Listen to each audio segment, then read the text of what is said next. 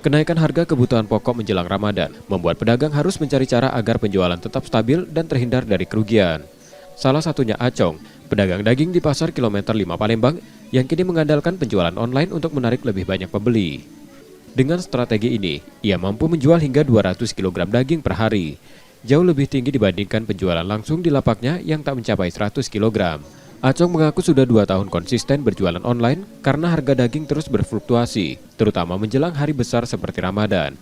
Kini harga daging naik menjadi Rp102.000 per kilogram dari sebelumnya Rp95.000. Kenaikan ini diprediksi terus berlanjut karena meningkatnya konsumsi rumah tangga hingga Lebaran. Dari RPH sudah menaikkan harga. Beberapa hari ini naiknya 8.000. Dari 95, 97, 100, hari ini 102. Ini sudah sejak kapan kenaikan 2 hari? Beberapa hari ini naik lagi. Ini memang kalau tiap bulan puasa ini menjelang cenderung naik. 2 tahunan.